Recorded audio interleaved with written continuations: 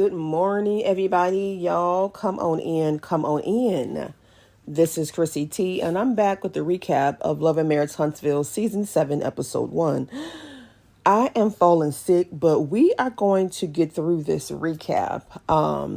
So the episode begins with Martell pretending to have some concern for his kids witnessing his arrest, which is understandable. And it's unfortunate that they had to experience that. However, the timing of the arrest was out of Mel's hands. The warrant, if I'm not mistaken, was issued several months back, or maybe even a year ago. And the Popos operate on their own schedule. If it was Mel's control, trust me, she would have had his ass locked up a lot sooner. And Melody would have made sure the kids were not there to witness it. So how would she know when the Popo would act out on a warrant? She doesn't know that.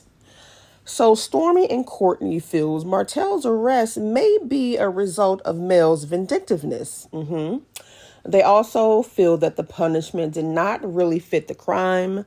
They are, again, downplaying the severity of the situation by considering it a quote-unquote phone charge and not an act of domestic violence. But PSA for Courtney, Stormi, and the rest of the cast who continues to downplay the severity of this issue. Domestic violence goes beyond physical violence. It includes psychological violence, emotional actions, text messaging harassment. That is a form of domestic violence. So please shut up. Martell's mother feels some type of way over his arrest, but still fails to acknowledge his role in the revenge corn. Okay, she just glossed right over that, took no accountability at all, but they continue to blame Melody for his arrest, make it make sense. So then she had the nerve to question why Mel would have had Martell arrested over just text messages, and then suggesting that she should be a woman and handle business like a woman would. So Martell's mother, because I don't know her name, how should a woman handle business in this situation? And I think Mel handled business accordingly. She stood up for herself by protecting her rights and well-being. Those text messages were sent as a form of harassment and domestic violence. So going to the Popo was necessary. Had she not went, a video of her would now be circulating the internet. So his mama goes on to defend him as a good husband who merely made a mistake. But having a decade-long affair is a deliberate choice. Okay, it's not a slip-up. A mistake is running a red light. Okay, and then she had the audacity to say, now I see what type of person she is. Huh? So Martell is pretending yet again to be concerned about the kids witnessing his arrest. Where was the concern for the kids when you and your mistress was stalking your wife? Where was the concern for the kids when you had a plan, okay, to release a private video of your wife on the internet? Where was he concerned? Nowhere. So Melody is telling her brother that Martell had plans to release this private video of the two of them and upload it to his burner account to pretend that it was another man and that she was having an affair during the marriage. So she had every right to file that warrant, but his plan backfired. And Melody and her brother is thinking that perhaps Martell turned himself in and he just wasn't arrested off the street, which exactly what happened. He turned himself in, and he had a warrant. So Melody didn't get him arrested. He got himself arrested. So Martell's mother thinks that Mel is dogging her son out, child. She thinks he's being treated unfairly. And her protective stance towards Martell overlooked the seriousness of his actions because she's acting oblivious to the things that he's done in his marriage. So, he told his wife on national TV to accept his cheating and get over it. Fathered a child outside the marriage, all while using Melody's money to trick on his mistress. So his mother continues to coddle him, saying everyone makes mistakes and everyone learns from them. That's a contradiction because your son has not learned shit. Okay, when you plan to do something, that's not a mistake. This man had a plan to meet up with his mistress. He had a plan to go ahead and release revenge corn. That wasn't a mistake. That was a choice. So Martell did acknowledge that he shouldn't have sent the text messages. Maybe you shouldn't have had the thought in your head in the first place. Accountability is not just admitting that you did something wrong, but it's also making amends and then altering your behavior, which is a step Martell seems to have missed. And the way his mother tried to deflect the blame into Mel and try to spin this narrative is ridiculous. So meanwhile, Carlos FaceTime Melody. Okay, instead of concern of her well-being, he decides to focus on ticket sales and podcast details. He should have focused on her well-being in the beginning of the conversation and not about business opportunities. So I thought that Carlos would use his podcast to portray Martell sympathetically, much like the rest of the cast have. But we'll see what happens in the next episode because I just don't feel like Carlos had good intentions behind this podcast. I do feel he had an ulterior motive, but we'll see what the episode 2 entails if they show us what happened because I don't know. But I feel like he used his platform to try to, victimize Martell like he always does. Stormi meets with Miss Fletcher. They discuss Kiki's shenanigans she had going on with the blogs. So she was leaking details of the show before it aired and then tried to blame her mama. The situation with the blogs were wild. Okay, it was bananas. Stormi always believed that Kiki was misunderstood and now realizes Kiki was a liar and a deceiver. But yeah, how's she gonna blame her mama for the stuff that she did? These people you gotta be careful of. If she talks shit about her cousin and then she try to blame her mama.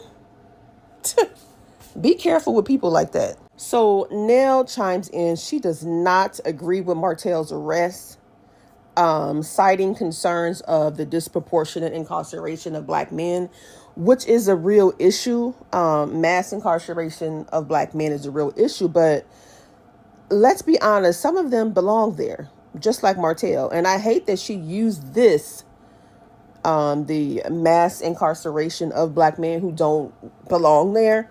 How dare you use this as a crutch for Martell? Y'all, Martell was in jail for maybe 20 minutes, okay? Let's not blow this out of proportion. The conversation then turned to Sunny, the man snatcher, okay, for her marriage to Destiny's ex. Now, Destiny and Sunny have conflicting stories about their friendship. Now, Stormi said they were close as sisters. A claim Sunny clearly denies. And I think she does that to avoid looking deceitful. She tried to downplay the friendship. Destiny thought Sunny and Moses were cousins, child. And to be honest, if I was in Destiny's situation, I would be pissed at Sunny and Moses. But my anger would be more towards Moses because she known this man for 15 years. And they were friends. So the issue with me with Sunny and Moses is their disregard for Destiny's feelings. And it's just, it was just scandalous. I'm sorry. They are married right now, and I think Destiny, girl, it's just time to move on. But I also want to know, how did Destiny manage to lose her husband and a new boyfriend in such a short period of time? Like, what happened? I do need some context onto what the nature of their relationship was before I empathize with her too much. So Destiny meets up with Tisha, since she's pretty much the only one fooling with Destiny these days. Tisha was digging for information. She wanted to know whether or not Sunny and Destiny were really friends. And Destiny was like, of course we were. You don't just text, I love you, sis, to just anybody. Destiny says she was devastated when she found out that Moses and Sunny two-timed her. She said she couldn't sleep. Been there, done that. And I would hate that kind of pain for my worst enemy. Destiny threw some shade and was hinting that maybe Sonny wanted her life. Some single black female type stuff. Because Sonny is married to her ex. And now she's on the same reality show that she's on. It does raises some eyebrows, okay? So she goes on to say that Sonny sent her a text messages saying it's getting serious with me and Moses. She said she blocked her after that. And Tisha thinks that Destiny needs to have a conversation with Moses, but I don't think she should. Destiny, leave well enough alone. Him moving on to another woman is all the closure you need. Okay, no explanation is going to change the fact that he betrayed you. So it's time to move on, Destiny. Let it go. So now we get to the Reality with the King podcast. And Carlos set the record straight about the season finale. Turns out that Martell showing up with flowers for Melody was not Carlos' idea at all. When Martell stated that during his Instagram rant. Carlos also denied that the cast are paid actors. Carlos was pissed. But yet Martell is still employed. Where I come from, if an employee lies on their boss, that's usually end termination. Not that I want him to lose his job, but I'm just saying that's just how the cookie crumbles sometimes. So then Carlos asked her about having Martell arrested. And he said, did you ever think that you would have to do that to the father of your kids? As if she had him arrested. Martell got herself arrested. So she responds by saying that it was a tough decision, but it's something that needed to be done because he was just doing too much at that time. And she goes on to say that she wished that her kids was from someone else. And she suggested that Martell gets therapy and he should take his mama with him. Because I don't know what's going on with her, but she needs therapy too. So then Carlos, being the messy person that he is, he tells the audience that Destiny's ex-boyfriend went on to marry the producer behind the scenes by the name of Sonny. And then he's going to bring them out to the audience. But it would be nice. It would have been nice if Destiny was there also, because I need to see their energy when they all together. I need to hear the story because they all are telling different stories. Not that it matters because what's done is done. They are married now and ain't nothing you can do about it, Destiny. Just move on and keep your dignity. But you wanting to meet up with Moses and Sonny, it's not necessary. They didn't care. They did what they did because they didn't give a damn about you, girl. And how would y'all feel if y'all was in Destiny's situation? I would be pissed and very hurt.